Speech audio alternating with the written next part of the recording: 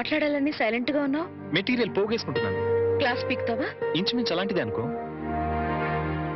వాణి, నువ్వు పెళ్లి చేసుకునే లైఫ్ లో చాలా పెద్ద తప్పు చేశావు. ఫాలో కాలేదు కదూ? Listen listen carefully. నీ గ్లామర్ వేరు, నువ్వు డిజైన్ చేసుకున్న లైఫ్ గ్రామర్ వేరు. Yes, you know your position. You are a servant. అవును, జీతం బట్టం లేని ఒక నౌకరి. లైఫ్ అంతా వాళ్ళకి చాకరీ చేస్తూ పిల్లల్ని కంటూ అంట్లు తోముకుంటూ కూర్చోవడమేనా నీ పని? క్లోజ్ అయిపోయింది, ఫినిష్, ఓవర్. నీ చాప్టర్ క్లోజ్. అరే, నీ అందానికి, నీ టాలెంట్ కి నువ్వు ఉండాల్సింది ఆ పెంకుటింట్లోనా? No no no. నువ్వు డాన్స్ ప్రోగ్రామ్ స్టార్ట్ చేస్తే యూ క్యాన్ ఎర్న్ లాక్స్. కార్లు, బంగళాలు, విమానాల్లో విహారాలు అన్ని అన్ని నీ సొంతం అవుతాయి. ఫాలో అయ్యావా? నిజంగా నాలో అంత టాలెంట్ ఉందంటావా? డౌటా? నేను దేశ విదేశాల్లో ఎంతో మంది డాన్సర్స్ చూశాను, ప్రోగ్రామ్స్ చేశాను. కానీ ఏ ఒక్క అమ్మాయికి కూడా నీలో ఉన్న గ్రేస్ లేదు. అసలు డాన్స్ చేయడంలో నీ స్టైలే వేరు. జస్ట్ శాంపుల్ కి ఒక్క ప్రోగ్రామ్ చేసి చూడు. మా వారు ఒప్పుకోరేమో. ఏమో ఏమిటి, ఒప్పుకోరు. ఎందుకో తెలుసా? పాయింట్ నెంబర్ 1, పెళ్ళం తనకన్నా ఎక్కువ డబ్బు సంపాదించినా, ఎక్కువ కీర్తి సంపాదించినా జెలసీ, మగహంకారం దెబ్బతింటుంది. పాయింట్ నెంబర్ 2, నువ్వు ప్రోగ్రామ్స్ ఇస్తే ఇంట్లో ఫ్రీగా చాకిరీ చేసే నౌకరుండదు. వాళ్ళ దృష్టిలో పెళ్ళం అంటే ఏంటో తెలుసా? ఫ్రీగా చాకిరీ చేసే ఒక యంత్రం. ఏ టాలెంట్ లేని ఆడవాళ్ళు గతి లేక అలా పడుంటారు. బట్ యు సీ, నీలాంటి టాలెంట్, గ్లామర్ ఉన్న ఆడది ఒక యంత్రం కాదు. మల్లెపూల సాయంత్రం అంతకన్నా కాదు, కాకూడదు. అయితే ఇప్పుడు నన్ను ఏం చేయమంటావు? సింపుల్, నన్ను ఫాలో అయిపో. మా వారు పంపించరేమో. చెప్తే ఖచ్చితంగా పంపించరు. చెప్పకుండా వచ్చేయి. ఏ, కాలేజ్ డేస్ లో నువ్వు చాలా రిచ్ గా బ్రతకాలని కలలు కనేదానివి, గుర్తుందా? ఇప్పుడు ఉంది. దెన్ సంపాదించు. సంపాదించే అవకాశం ఉంది. నువ్వు నాతో వస్తే నేను వెంటనే చేయబోయే music and dance channel program లో నిన్ను ఇంట్రడ్యూస్ చేస్తాను. ప్రెస్ లో బ్రహ్మాండమైన పబ్లిసిటీ ఇస్తాను. అంతే, నువ్వు కోరుకున్న కోట్లు నీ కాళ్ల దగ్గరికి నడిచొస్తాయి. యు నో వన్ థింగ్, భూమి తిరుగుతున్నది సూర్యుడి చుట్టూ. ఎందుకు తిరుగుతుందో తెలుసా? తెలీదా? ఎందుకంటే సూర్యుడు కొత్త రూపాయి బిళ్ళల తళతళ మెరిసిపోతుంటాడు. ఫాలో అయ్యావా? నువ్వు డబ్బు సంపాదిస్తే నీ వాళ్ళంతా నీ చుట్టూ తిరుగుతారు. అది నువ్వేం చెప్పదు, జస్ట్ విను. నువ్వు డబ్బు సంపాదిస్తే నాకేం లాభం రాదు. ఇందులో నా స్వార్థం లిటిల్ బిట్ ఉందనుకో. నువ్వొస్తే నా ట్రూ ప్రెస్టేజ్ పెరుగుతుంది, డిమాండ్ పెరుగుతుంది. ఆలోచించుకో. ఒక్కసారి కాదు, 100 సార్లు ఆలోచించుకో. నీకిష్టమైతే రాత్రి 12 గంటలకి మీ వీధి చివర కార్లో వెయిట్ చేస్తుంటాను. Exactly half an hour wait చేస్తాను. వస్తే హెవెన్ ఎలా ఉంటుందో చూపిస్తాను. లేదా ఆ హెల్లోనే, ఆ వెల్లోనే మగ్గిపో. It's up to you. Bye. అది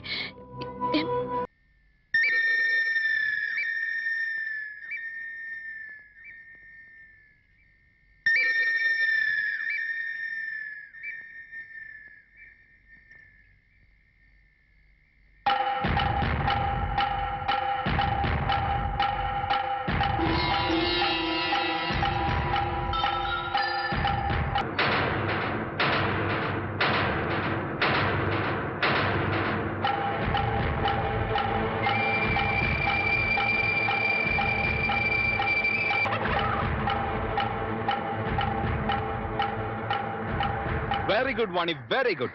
నా సలహా 100% ఫాలో అవుతావు అనుకున్నాను. ఫాలో అయ్యావు. ఇంకా ఈ ఇంటిని, నీ మొగుణ్ణి పూర్తిగా మర్చిపో. Okay? Hey, any second thought? Very good, let's go. మళ్ళీ మీ వాళ్ళు ఎవరైనా చూస్తే danger. Come on, Hari up.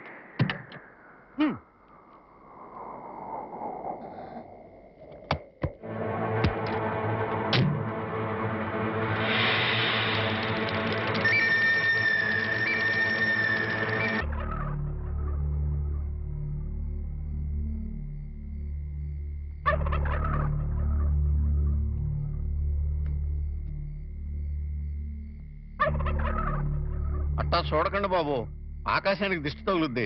ఎండలు కాయక వానలు కురవక బ్యాడ్ అయిపోద్దండి. లుక్ మార్చండి బాబు. మీరే సన్నాసి. నేను ఆకాశానికి దిష్టి పెట్టట్లేదా? మరి? ఎప్పుడెప్పుడు తెల్లారిపోద్దా, ఎప్పుడెప్పుడు ఆ హెడ్ మాస్టర్ గారు కూతురు లేచిపోయిందో అని పేపర్లో హెడ్ లైన్స్ లో పడ్డట్టుగా ఊరంతా చెబుదామా అని. నిజమేనండోయ్, చెప్పకపోతే మీ కడుపు ఉబ్బిపోద్ది, బుర్ర పుచ్చిపోద్ది. మరి ఆ. బొల్లు తెల్లారట పెట్టి ఆ హెడ్ మాస్టర్ గారి బతుకు తెల్లగా తెల్లారిపోద్ది. వేడి వేడి న్యూస్, ఫ్లాష్ న్యూస్, వేడి వేడి న్యూస్, ఫ్లాష్ న్యూస్. రండి బాబు రండి, రండి బాబు రండి, రండి బాబు రండి, రండి బాబు రండి. ఫ్లాష్ న్యూస్, వేడి వేడి న్యూస్, వేడి వేడి న్యూస్. రండి బాబు రండి, రండి బాబు రండి. ఇందు మూలముగా 50 మంది ప్రజలకు తెలియజేయనిది ఏమనగా, Shri Shri Shri Shri Shri K Satyanarayana BA BEd head master గారి ఏకైక పుత్రిక శ్రీమతి వాణి గత అర్ధరాత్రి 12 గంటల 10 నిమిషములకు మంచి దుర్ముహూర్తమునందు లేచిపోయింది అని తెలియజేయుటకు మిక్కిలి సంతోషించుతున్నాము. లేచిపోయింది. హెడ్ మాస్టర్ గారి కూతురు అర్ధరాత్రి 12 గంటల 10 నిమిషాలకి మంచి దుర్ముహూర్తం లేచిపోయింది. లేచిపోయింది. ఏం కూసావురా? ఏం కూసావురా? నీ పిల్లలు లెగిసిపోయింది అన్నాను. అవునయ్యా, అవునయ్యా, అవునయ్యా. నీ పిల్లం పచ్చరంగు చేస్తూ సిమెంట్ గారి సూట్ కేసుతో అది క్లాస్ పెడుతూ లెగిసిపోను నా కల్లా ఇచ్చాను. మళ్ళీ అదే కూతురు. ఆగు, ఆగోయ్యా, ఆగు, ఆగు, ఆగు, ఆగు. నువ్వెన్నిసార్లు కొట్టినా నేను అదే కూతుకొస్తాను. అంతెందుకు నీ ఇంట్లో పచ్చ రంగు చీర ఉందేమో చూడు, ఉండదు. సిమెంట్ గారి సూట్ కేసు ఉందేమో చూడు, ఉండదు. అంతెందుకు నీ పిల్ల ఉందేమో చూడు, ఉండదు. ఎందువల్ల పోయింది. పోయిందయ్యా. అల్లుడు, పోయిందంటే. అల్లుడు, ఆగదు. చెప్తున్నాను కదా. అల్లుడు, ఉండయ్యా, ఉండయ్యా, వదలండి. ఆవేశపడద్దు. ఏం మాట్లాడుతున్నాడు చూడండి మామ. ఏం మాట్లాడుతున్నాడు చూడండి. నువ్వు లోపలికి అమ్మాయి తీసుకురా. మా వాణి, వాణి, వాణి.